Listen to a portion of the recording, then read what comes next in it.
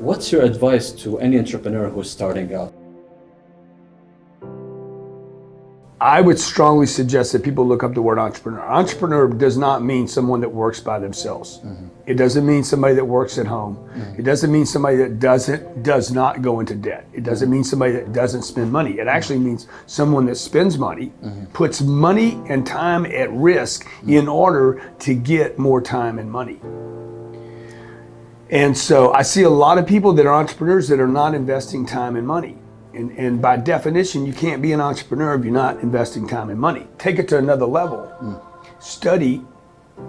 You could study a successful businessman if you wanted to, but it would be better to study successful companies. What are they doing? What are the corporations and the multinationals doing? How much money do they spend, right? How many people are on their payroll? Like tremendous risk.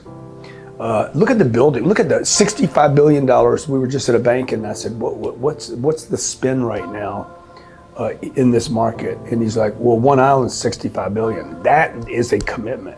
So if you're at home, you're an entrepreneur, you're a small business startup, you're not spending time and money, don't call yourself an entrepreneur, because by definition, you're not.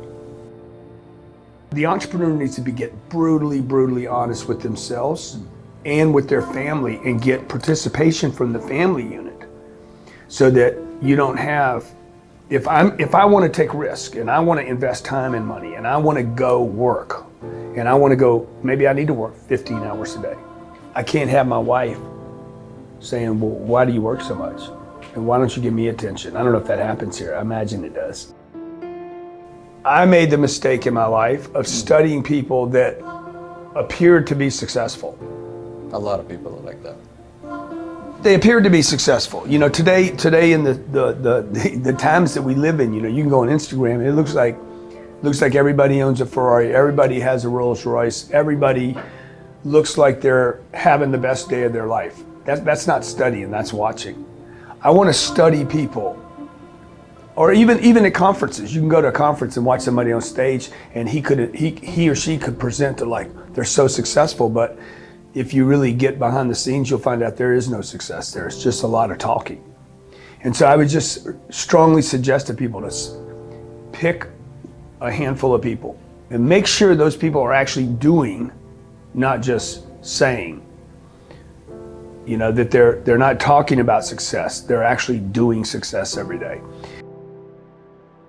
We're buying $250 million worth of real estate this month with my money. Hard to fake that, okay? There's gonna be a loan, there's gonna be a building, there's gonna be, you know, acres and acres of land, there's gonna be people living there, like you just can't fake it. So there's a lot of things you can fake. You can make a nice little quote, put it on Instagram. People look at it like that's the truth, you know? And the public is confused with a lot of what appears to be the truth that's not. Sure. And so I would just tell people, study people that have success, that are doing it now. Also, the second thing I would say is make sure that where you're getting your advice from them lines up with where you need advice, right? So Warren Buffett, he talks about investing in stocks, but he actually doesn't do it. He doesn't buy stocks, he buys companies. Yeah. So you got to listen to people. Steve Jobs right here was one of the most aggressive business people that this planet's ever seen. I mean, he was barbarian aggressive. So was Bill Gates. But if you talk to Bill Gates today, Bill and Steve's not alive obviously, but Bill Gates today saying, dude, I'm giving all my money away. Money doesn't matter. That's not what he was saying right here. So people take what he's saying here at the end of the cycle, when they're at the beginning of the cycle and they try to, you got to know where that data's coming from. I'm trying to teach, and this is what happens in big companies and causes big companies to fail, is the CEO often is not really connected to what's happening on the ground. And it's one of the reasons we've been so successful in America, crowdfunding against conglomerates. Culture is the leadership calls out the people around them and keeps everybody sharp. Exactly. Or you have a culture where everybody's asleep. Exactly. You have culture either way. It's like, what culture do you want? Do you want warriors and fighters and acquirers and people that are hungry and never satisfied? Or do you have a culture? We just left a meeting and they're like, dude, we got problems here.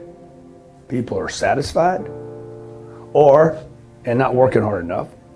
There's a handful of people that are extremely aggressive here, but for the most part, the woman told me, most people are just making excuses, not going to the next level, not taking the action, saying this or that about this or that. That's the reason why this or that is this or that, right? And so you got to build a culture of no excuses. Means you got to hire people and get rid of people.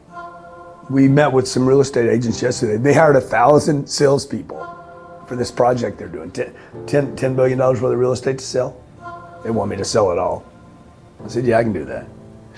So, and 1,000 salespeople, now they're down to a couple hundred. I said, dude, you don't have you have to get a strong culture. He's like, we don't have any culture. I said, oh yeah, you do. You onboard people, and then you don't train them and educate them and make sure that they're excited and keep with them. You can't go to an event for 3 days, get excited, and think it's gonna last 3 weeks later. It's not. That's gotta be instilled into the culture. You know, you look around these buildings, the way these buildings, there's reinforced steel, there's concrete, there's glass, there's blue, like something's holding that thing together. The Burj where I'm staying, it's holding it together long after it's built. And that's what has to happen with management and ownership.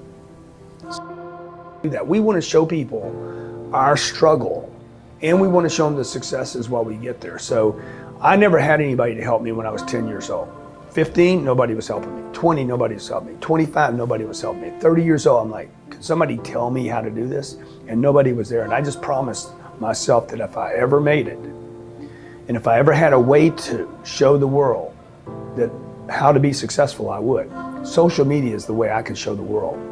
And so if you're interested in influencing, branding, marketing, these social networks, we were just talking to a bank. I'm like, you guys are not utilizing these distribution channels that are grooved in.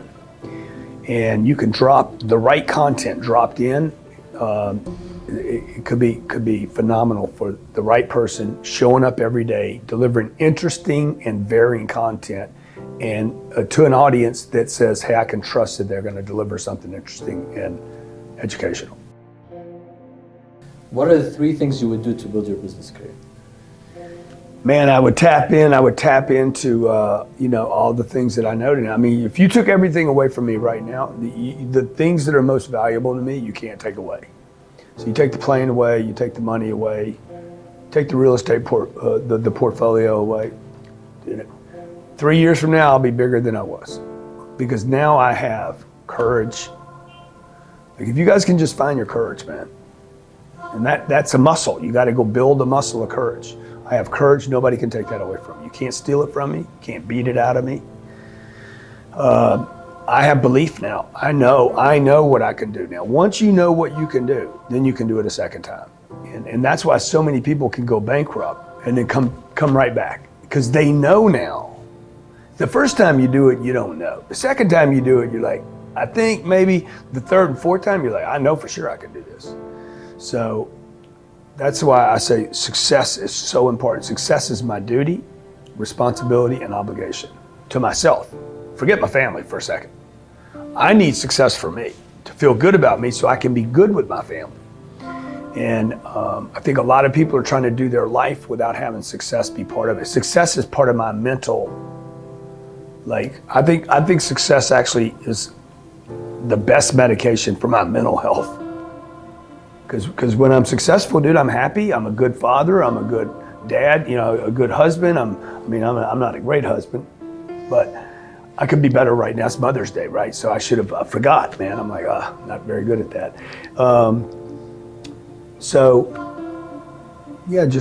It's vital that people are successful. That's what I would tell people, man. You need to make it a priority. You need to make it as important as everything else that's important to you in your life.